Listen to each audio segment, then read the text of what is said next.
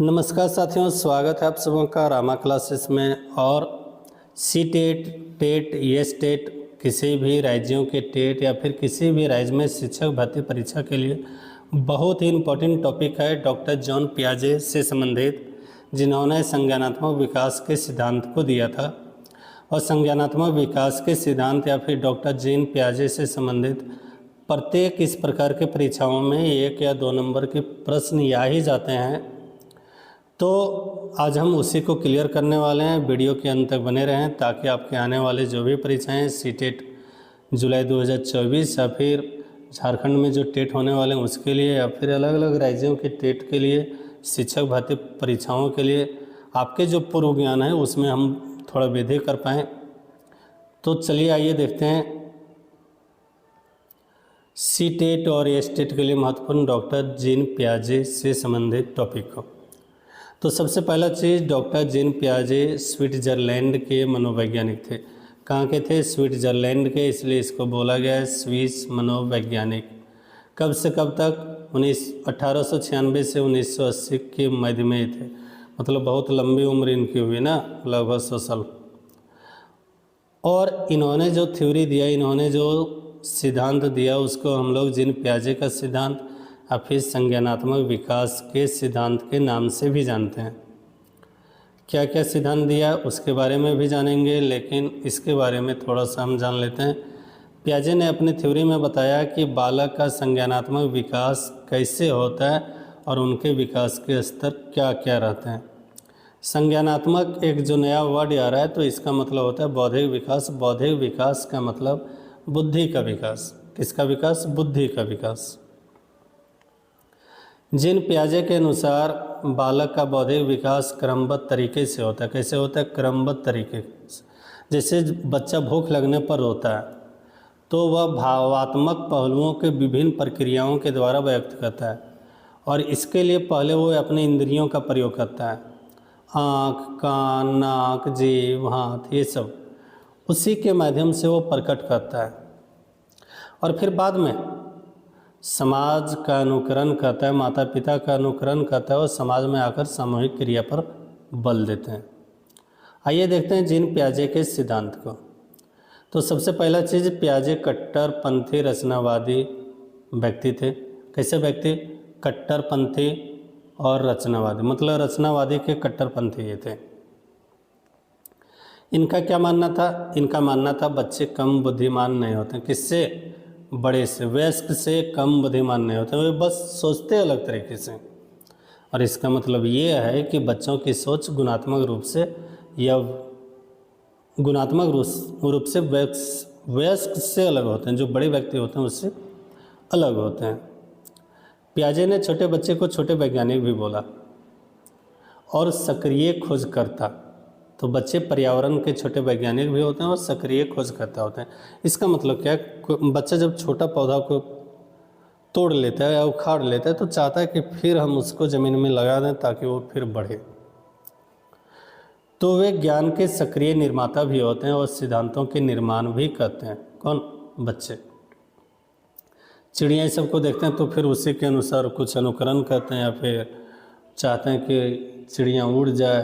अगर छोटा चिड़िया नहीं उड़ पा रहा है फिर भी वो चाहेगा कि चिड़िया उड़े।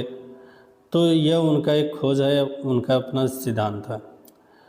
यहाँ पर संज्ञानात्मक विकास के जो सिद्धांत का चरण होता है वो गुणात्मक और यह परिवर्तनीय होता है। कैसा होता है? संज्ञानात्मक विकास के सिद्धांत गुणात्मक, गुण के आधार पर, और यह परिवर्तनीय, जो नहीं बदलता है, जिसका मतलब है किसी भी चरण को छोड़ नहीं दिया जा सकता है। मतलब विकास में किसी भी चरण को छोड़ा नहीं जा सकता है। पियाजे मानते थे भौतिक विश्व के साथ अनुभव विकास के लिए महत्वपूर्ण होता है। भौतिक विश्व के साथ अनुभव विकास के लिए महत्वपूर्ण होता है।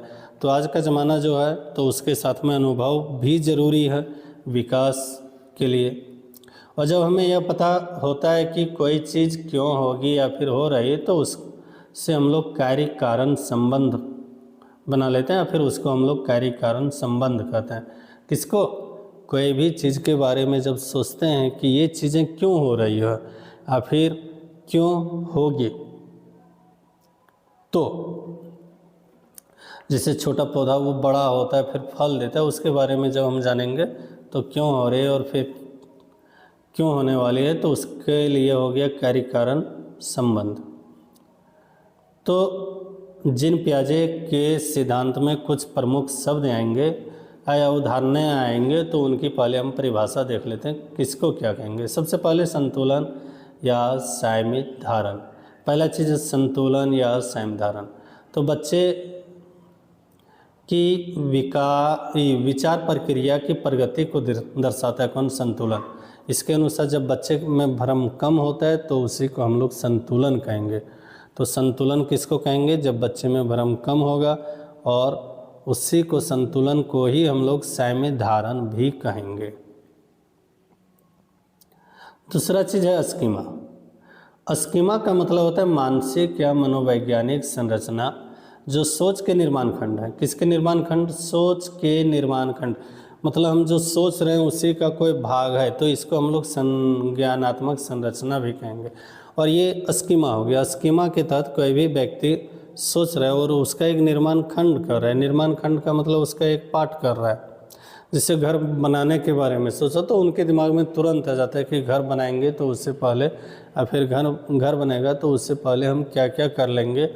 छोटे बच्चे जब खेलते हैं तो उसमें खेल खेल में वो घर ये सब भी बनाते हैं, तो उसके लिए वो चाहता है कि घर बनाने के लिए छत चाहिए, छत से पहले हमको नीचे वाला बेस बनाना होगा, ये सारी चीज़।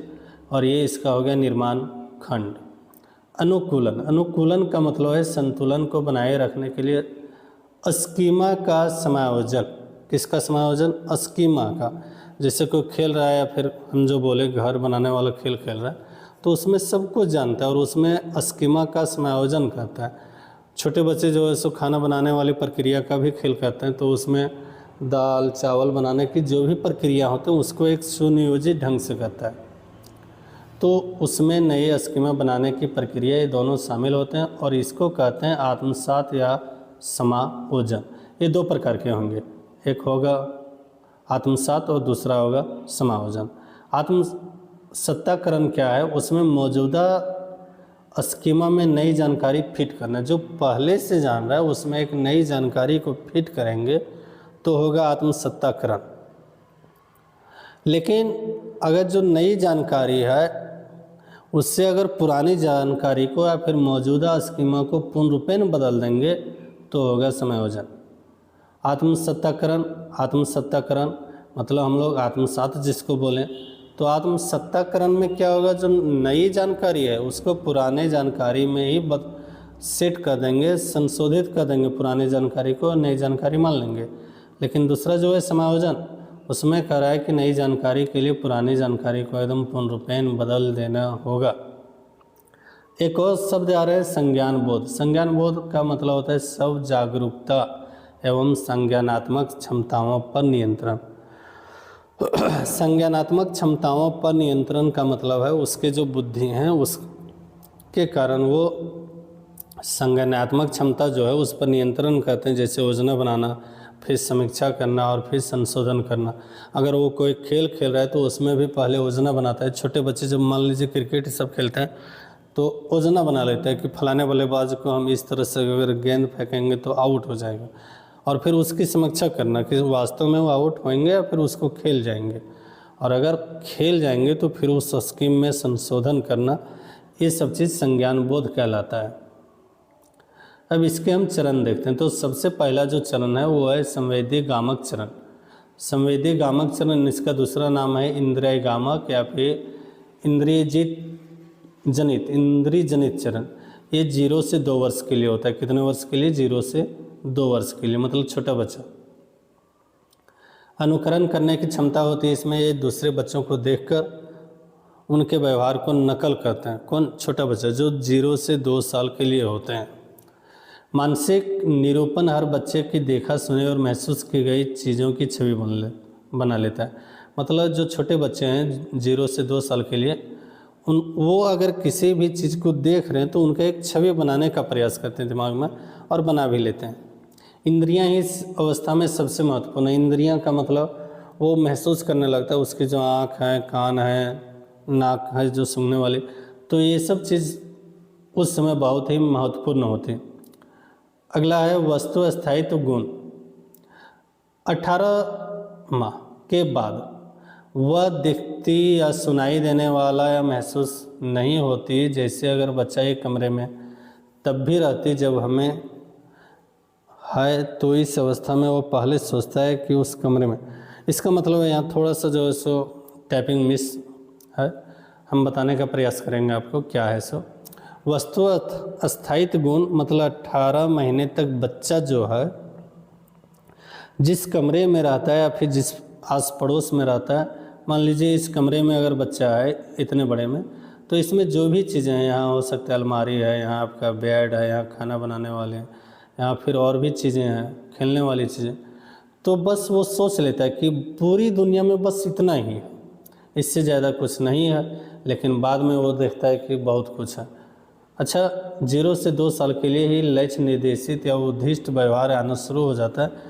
तो बच्चे शुरू में बिना सोचे समझे हाथ पैर चलाते हैं, लेकिन बाद में वो सोच समझ कर चलाते हैं। जैसे बच्चा शुरू में तो किसी भी चीज़ को छूना चाहता है, लेकिन अगर कभी वो गर्म चीज़ को छू लिया तो फिर बाद में कोई भी चीज़ को छूने से पहले वो एक बार सोच लेगा कि हो सकता है बहुत ज़्यादा गर्म हो तो हम झुलस जाएंगे, या फिर कुछ और भी उस प्रकार की जो क्रियाएं हैं वो बाद में सोच समझ कर करने लगते हैं। और ये सोचने वाली गुण कब आ जाती है उसके अंदर, तो 2 साल के अंदर ही आ जाती है। दूसरा स्टेज जो है वो है पूर्व संक्रियात्मक। ये 2 साल से 7 साल के बच्चों के लिए होता है। कितने साल के लिए? 2 साल से 7 साल के लिए बच्चों के लिए होता है। तो इसमें बच्चा क्या होता है, जीववाद या एक ऐसी स्थिति जब बच्चा सोचता है कि उसके वो आसपास की सारी वस्तुएं जीवित हैं। इसका मतलब क्या है, आप जानते होंगे, जब बच्चा कहीं गिर जाता है और उनको चोट लग जाता है तो मम्मी पापा या गार्जियन को कहता है कि इसके कारण हमको चोट लगा, थोड़ा इसको दो, और फिर उसी को पिटना होता है, चाहे वो धरती हो, कोई वस्तु हो। उनके पास, बच्चे के पास अगर खिलौना होता है तो उस खिलौना को भी झूठ मूठ में पीटना होता है और फिर बाहर से एक साउंड देनी होती है ताकि लगे कि बच्चा रो रहा है, ताकि बच्चा महसूस करे कि जो खिलौना है, जो गुड़िया है उसके पास, उसको पीटा गया और वो रो रहा है। क्यों ऐसा होता है? क्योंकि वे समझते हैं कि सारी वस्तुएं जीवित है और वह वैसा ही व्यवहार करता है जैसा वो कर रहा है। एग्जाम्पल में दिया, बच्चा जब दीवार से ठोकर खाकर गिर जाता है तो दीवार को मारने के लिए बोलता है। इसमें अगला है अनपलातावी। अनपलातावी या अनुकर्मणीयता। बच्चे को किसी भी काम का केवल कोई एक पक्ष करना आता है और इसी कारण बच्चे याद कर पाने में असमर्थ होते हैं। जैसे बच्चों को ताला खोलना तो आता है पर बंद करना नहीं आता है। देखिए, शुरू में जो बच्चा होता है उनके अंदर एक गुण होता है। क्या गुण होता है? तो ये 2 से 7 साल के बीच में होते हैं, अनुपलातावी या अनुकर्मणीयता के आधार पर। तो इसमें क्या होता है, बच्चा बहुत ज़्यादा याद नहीं रखता है, एक पार्ट उसका याद कर लेता है लेकिन दूसरा पार्ट याद नहीं कर पाता है। तो इसके कारण क्या होता है, बच्चा ताला खोल सकता है पर ताला को बंद नहीं कर सकता है। इसी में आगे है केंद्रक। क्या है? केंद्रन। केंद्रन, बच्चे की सोच बहुत संकुचित होती है। कैसी होती है?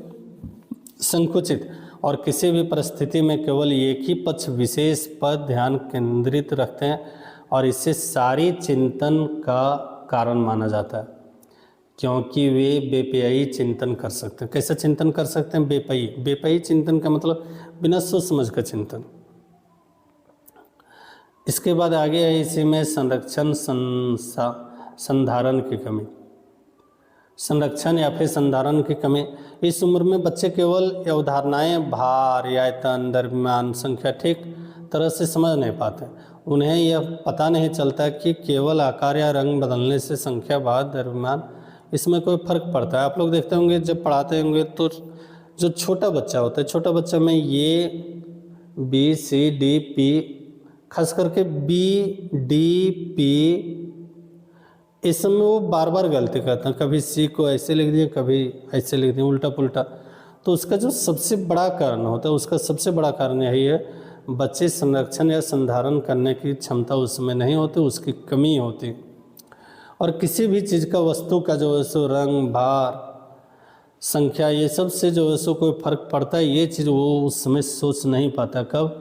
2 से 7 साल की उम्र में। और इसमें आगे क्या होता है, और आगे इसमें होता है यह मन्यता। बच्चे ये सोचते हैं कि जिस तरह से वे सोचते हैं उसी तरह से सारी दुनिया के लोग सोचते हैं। जैसे जो चीज़ें उन्हें पसंद लगता है बाकी सारे लोगों को पसंद होगा, ये सोचते हैं बच्चा। लेकिन वास्तव में वैसा होता नहीं, उसमें वो सोचता है कि अरे मिठाई हमें पसंद है तो सबों को पसंद होगा।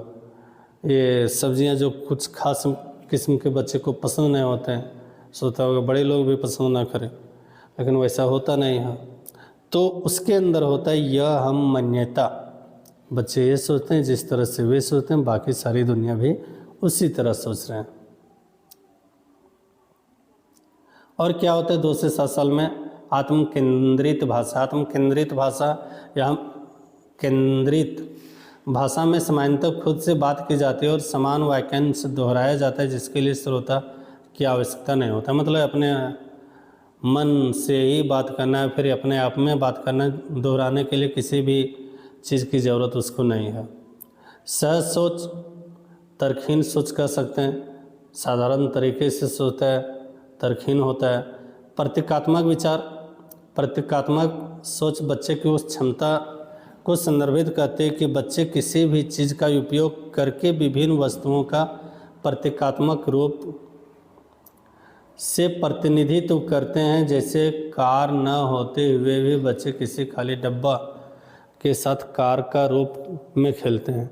आप लोग देखे होंगे, कार नहीं भी तो कोई खाली डब्बा में रस्सी लगा दिया है, बच्चा खींच रहा है, और फिर कार छोटा जो डब्बा है उसी को जो है सो बच्चा धकेलना शुरू किया और बोल दिया कि ये हमारी गाड़ी है, मुंह से आवाज़ निकाला पी, और फिर बीच में आने वाले वस्तुओं को ठोकर भी मारा, एक्सीडेंट वाली भी बात बोले। ये सब बच्चों में होता है। और ये सब कब होता है 2 से 7 साल में। ये है प्रतीकात्मक विचार। ये कैसे प्रतीकात्मक विचार। अभी जो बहुत सारे बच्चे होते हैं कि कोई भी जो है सब पत्ता ये सब लेके भी कान में लगा के फ़ोन पे बात करने लगते हैं और बिल्कुल उसी प्रकार बात करते हैं जैसे बड़े बात करते हैं। तो इससे पहले हम लोग जाने कि बच्चे जो है खुद से भी बात करते हैं, उसके लिए आंसर देने के लिए किसी दूसरे व्यक्ति की ज़रूरत नहीं होती। लक्ष्य निर्देशन या उद्दिष्ट व्यवहार। बच्चे शुरू में बिना सोचे समझे हाथ पैर चलाते हैं, जबकि बाद में वे सोच समझ कर कार्य करते हैं। यह बात पहले भी बोले। तीसरा जो है 7 से 11 साल, उसको कहेंगे मूर्त संक्रियात्मक। ये 7 से 11 साल की उम्र के बच्चों में होता है। विकेंद्रीकरण। बच्चे किसी भी समस्या का हल विभिन्न आयामों पक्ष में जाकर ढूंढते हैं और अब सारी चिंतन बेपई चिंतन करते हैं। मतलब जब बच्चा 7 से 11 साल का होने लगता है तो चिंतन करना शुरू कर देते हैं और जो भी समस्या उनके साथ आ रहा है तो उनका अलग अलग तरीके से हल ढूंढता है और फिर चिंतन करता है। जैसे हम बोले खाली डब्बा लेके वो चल रहा है, तो खाली डब्बा को हम जो है सो कैसे ऑटोमेटिक कर सकें इनके बारे में भी सोचता है। चक्का उसमें कैसे लगा सकते हैं वो भी सोचता है, और फिर ये जल्दी टूटे ना इसके लिए क्या कार्य किया जा सकता है ये भी सोचते हैं। सामाजिकृत भाषा। सामाजिक भाषा के लोगों के बीच में रहने लगता है और फिर उसी के विचारों का आदान प्रदान होता है। पतलावी। तो बच्चे हर काम के दोनों पक्षों को कर सकते हैं, जैसे वो ताला खोलना भी जान जाएंगे और ताला बंद करना भी जान जाएंगे। वर्गीकरण। किसी भी वस्तु की विशेषता को जान पाएंगे और फिर उसी के आधार पर वो वस्तुओं के विभिन्न वर्गों में बांट सकते हैं। कक्षा समावेशन। तो बच्चे विभिन्न वर्गों में संबंध स्थापित कर सकते हैं। संधारण। बाहरी रूप बदलने पर भी भौतिक गुण समान रहते हैं। और क्रमबद्धता। विशेषता के आधार पर वस्तुओं को क्रम में लगा सकते हैं। अब जो है सो बड़े छोटे ये सब समझ रहे हैं। ये 7 से 11 साल में। मूर्त चिंतन में वास्तविक वस्तुओं और घटनाओं के आधार पर चिंतन करना, इसमें सामान्यीकरण की अनुपस्थिति होती है। जैसे कोई गाड़ी जाते जाते पलट गया या फिर कहीं एक्सीडेंट हो गया तो उस घटना के बारे में जब ये डिस्कस करेंगे, किसी से वार्तालाप करेंगे, तो ये मूर्त चिंतन करके भी बताएंगे कि हो सकता है कि जो सो सामने से गाड़ी आ गया होगा तभी ठोकर मार दिया, या फिर हो सकता है गड्ढा होगा जिसमें चक्का चल गया होगा और फिर वो गिर गए हैं। तो ये मूर्त चिंतन कब होना शुरू हो जाता है? तो ये मूर्त चिंतन 7 से 11 साल। अब 11 साल से ज़्यादा उम्र के जो बच्चे होते हैं उसमें होता है औपचारिक संक्रियात्मक। इसमें यमूर्त चिंतन बच्चे अवधारणाओं का उपयोग करके सामान्यीकरण बनाने और क्षमता, इस समझने की क्षमता को विकसित कर लेते हैं। बच्चे अवधारणाओं का उपयोग करेंगे, सामान्यीकरण बनाएंगे और फिर सोचने की क्षमता, समझने की क्षमता विकसित कर लेंगे। परिकल्पित चिंतन, बच्चे किसी भी समस्या को सुलझाने के लिए परिकल्पना बनाना शुरू करते हैं। जैसे बच्चा का अगर किताब फट गया तो वो सोच लेते हैं कि हमको यहाँ सेलोटेप लगा देने, तो ये 11 साल से अधिक उम्र के बच्चे कर सकते हैं।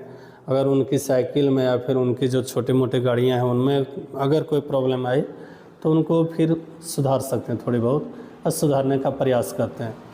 व्यक्तिगत कल्पित कथा किशोर हम केंद्रित, इसका मतलब है बच्चे खुद का मूल्यांकन दूसरों के आधार पर करने लग जाते हैं। जब 11 साल से अधिक उम्र के बच्चे होते हैं तो सोचने लगता है कि हमारे पास क्या हो, दूसरे के पास क्या हो, उसका मूल्यांकन वो खुद करने लगते हैं। पढ़ने में तेज़ है या पढ़ने में कमज़ोर है, हमारे मम्मी पापा डांटते हैं या नहीं डांटते हैं, पैसे मांगते हैं तो क्या कहते हैं, और दूसरे के मम्मी पापा क्या कहते हैं, तो दूसरे से तुलना भी करने लगते हैं और उसका मूल्यांकन भी करने लगते हैं। तो इसके 4 प्रमुख संज्ञानात्मक विकास के चरण थे। हम फिर से इसको एक बार मोटा मोटी चरण में हम देख लेते हैं। तो मोटा मोटी चरण में जो है सो सबसे पहला जो चरण था वो था संवेदीगामक चरण, जिसको कहते हैं 0 से 2 साल के उम्र के होते हैं।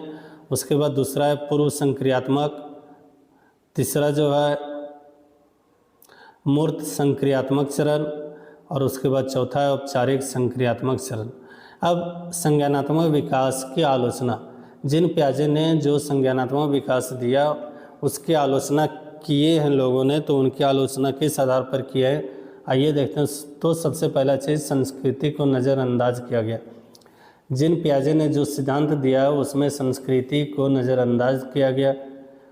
दूसरा चीज़ छोटे बच्चों को कम आंका गया, इसके अनुसार जो है छोटे बच्चे को कम आंका गया। तीसरा चीज़ प्रशिक्षण और शिक्षा पर ध्यान नहीं दिए। कौन? जिन पियाजे नहीं बताए कि अगर हम उनको ट्रेन करें तो वो हो सकते हैं। चौथा चीज़ चरण में बदलाव नहीं कर सकते, इनका कहना है कि चरण में बदलाव नहीं कर सकते। और पांचवा चीज़ भाषा के विकास में भी सामाजिक अंतरक्रियाओं को कम महत्व दिया। तो ये जिन पियाजे के संज्ञानात्मक विकास के प्रमुख दोष थे। उम्मीद है आप सबों के लिए बहुत ही उपयोगी साबित होंगे। तो आप इसे अपने दोस्तों के साथ भी शेयर करें और लाइक और कमेंट भी करें आपको यह कैसा लगा। आप सबों का बहुत बहुत धन्यवाद।